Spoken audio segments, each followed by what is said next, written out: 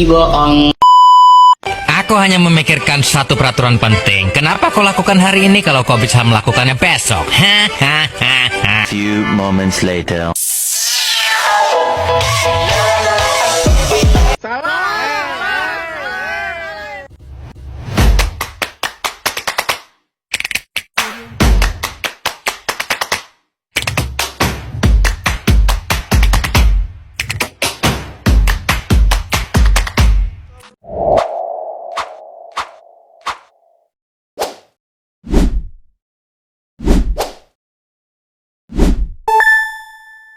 Assalamualaikum warahmatullahi wabarakatuh. Sebelumnya perkenalkan, nama saya Rinrika Habel dengan NPM 0227221115. Saya mahasiswa semester 5 akuntansi dari kelas B. Yang terhormat kepada Bapak Putri Sulito, SNSI, AKAD CRS, CSRA, selaku dosen pengampu MK Teori Akuntansi. Dan terima kasih pada teman-teman semua yang sudah menonton video saya. Nah, kali ini saya berada di Benteng Kalamata, yang dimana Benteng Kalamata adalah benteng yang dibangun oleh Portugis pada tahun 1540.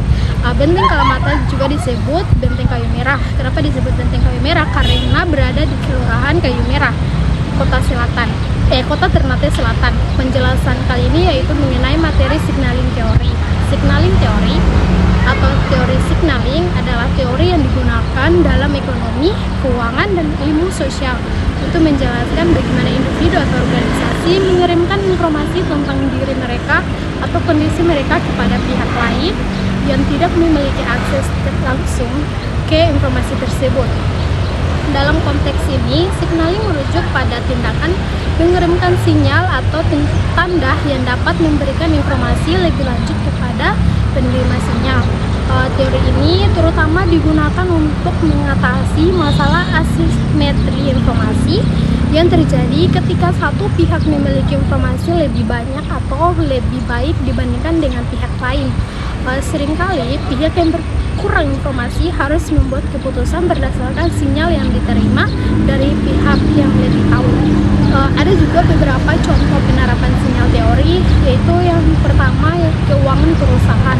Dalam dunia pasar modal, perusahaan yang ingin meningkatkan kredibilitasnya atau menarik investor dapat memberikan sinyal melalui berbagai cara, seperti mengumumkan pembagian dividen, membeli kembali saham, atau bahkan meningkatkan harga sahamnya.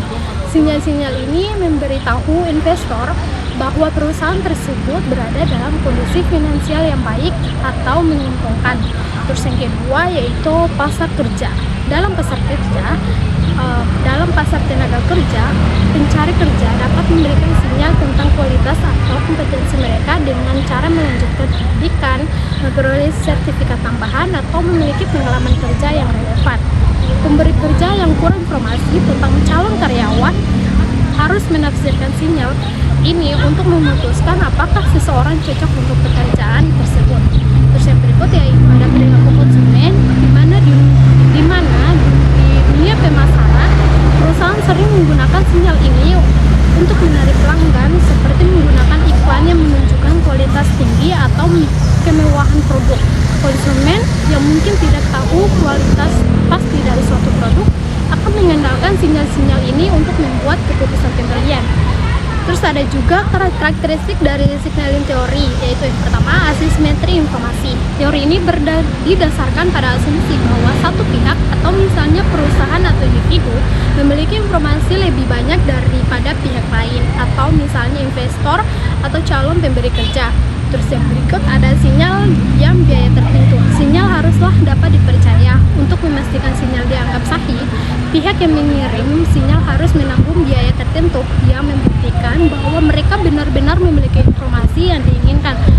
Misalnya nih, seseorang pelamar kerja yang memperoleh gelar dari universitas terkenal memberi sinyal bahwa mereka memiliki kemampuan tertentu. Terus yang berikut yaitu ada kualitas sinyal. Semakin mahal atau sulit untuk memberikan sinyal tertentu, semakin besar kemungkinan bahwa sinyal tersebut memiliki nilai yang lebih tinggi dan dapat dipercaya.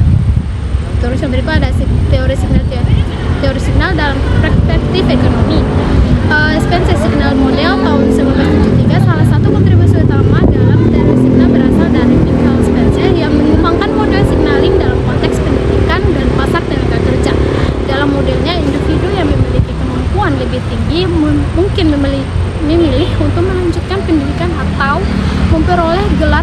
tinggi sebagai sinyal untuk menunjukkan kualitas mereka kepada calon pemberi kerja. Teori signaling membantu dalam mengatasi masalah yang timbul akibat ketidakseimbangan informasi dan sering digunakan dalam konteks ekonomi, keuangan, dan strategi bisnis. Berikut yaitu penjelasan lebih lanjut mengenai teori signaling dan aplikasinya dalam berbagai bidang. Yang pertama, signaling dalam keuangan dan pasar modal. Dalam konteks pasar modal, teori signaling sangat relevan untuk menjelaskan bagaimana perusahaan mengkomunikasikan informasi yang tidak langsung dapat diobservasi oleh investor.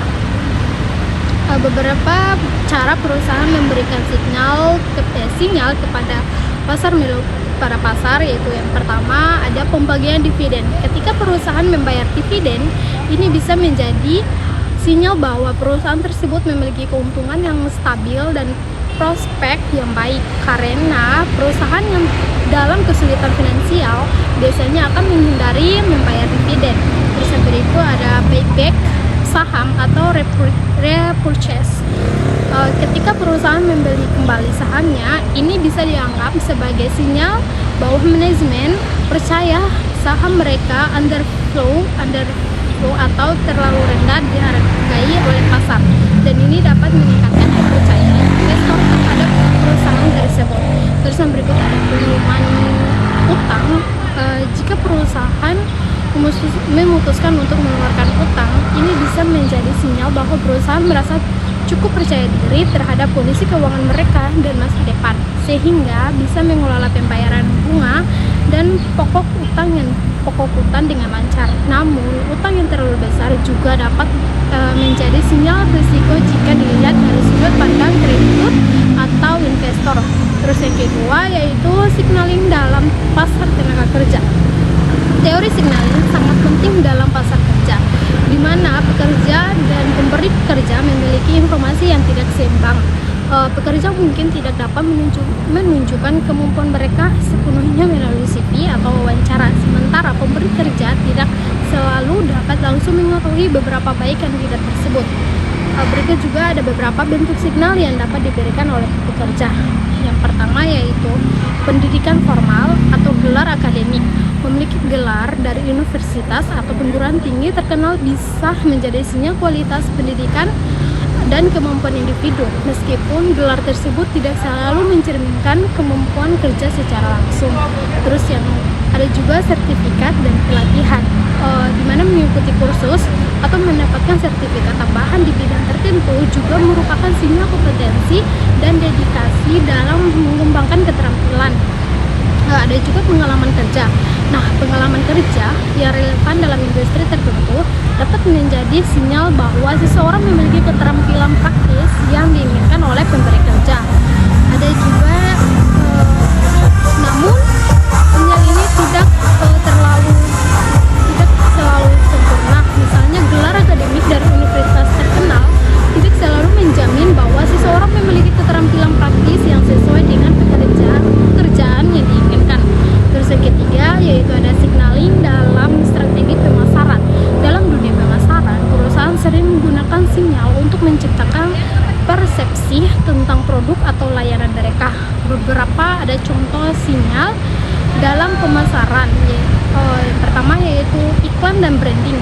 Iklan yang menunjukkan kualitas tinggi, kemewahan atau fitur unik dari suatu produk bertujuan untuk memberikan sinyal positif kepada konsumen bahwa produk tersebut memiliki nilai lebih, meskipun konsumen tidak selalu bisa langsung memverifikasi klaim tersebut. Terus ada harga yang lebih tinggi dapat menjadi sinyal kualitas yang lebih baik. Banyak konsumen mengasosiasikan harga yang tinggi dengan produk premium atau eksklusif, meskipun ini tidak terlalu benar.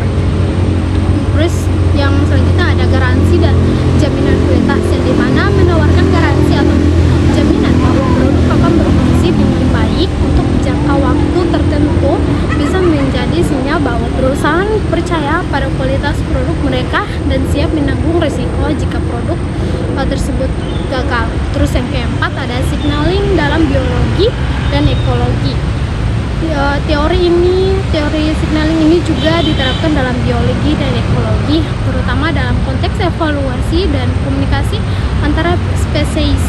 Misalnya nih, dalam dunia hewan, perilaku atau atribut fiksi tertentu sering digunakan sebagai sinyal untuk menarik pasangan atau untuk menghindari predator.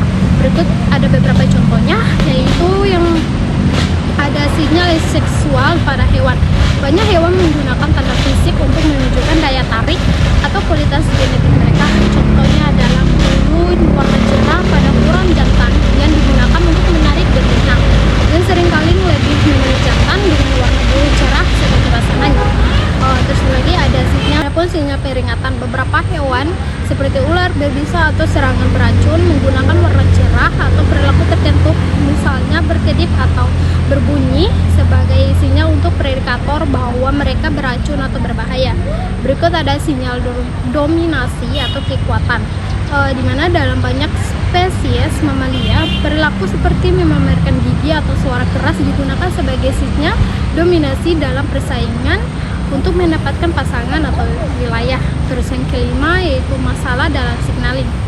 Meskipun signaling dapat membantu dalam mengurangi ketidakpastian, ada juga beberapa masalah yang bisa muncul, antara lain yaitu yang adanya penyalahgunaan signaling atau signaling misuse. Sinyal yang tidak jujur atau menyesatkan bisa muncul yang berisiko membuat penerima sinyal membuat keputusan yang salah.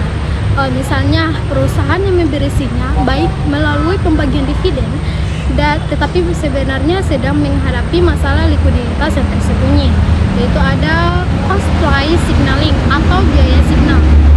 Untuk memastikan bahwa sinyal dapat dipercaya, seringkali diperlukan biaya tertentu. Ini berarti bahwa pihak yang mengirimkan sinyal harus siap menanggung biaya yang cukup besar untuk mengkomunikasikan kualitas atau informasi mereka.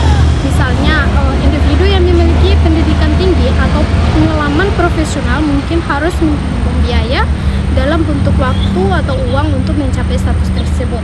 Ada juga over signaling, yang dimana terlalu banyak signal yang diberikan juga bisa membingungkan penerima sinyal.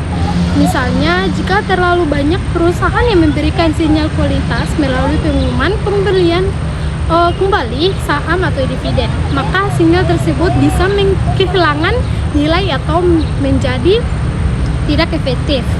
Nah, dari pembahasan yang tadi, kesimpulan dalam ini yaitu di mana teori signaling memberikan wawasan yang penting dalam memahami bagaimana individu, perusahaan, atau bahkan spesies dalam dunia alami mengkomunikasikan informasi penting kepada pihak lain yang tidak memiliki akses langsung ke informasi tersebut. Di dunia ekonomi dan bisnis, teori ini sangat relevan dalam membantu kita mengerti bagaimana pihak yang lebih tahu, atau misalnya perusahaan atau pekerja, dapat mengurangi masalah asimetri informasi yang meningkatkan peluang untuk berinteraksi secara lebih efisien dengan pihak yang kurang informasi. Namun, teori signaling juga menunjukkan bahwa sinyal yang kuat, terpercaya, dan tidak menyesatkan adalah kunci untuk mengatasi semua masalah ini secara efektif. Baik, sekian dari penjelasan saya mengenai signaling teori atau teori signaling. Bila ada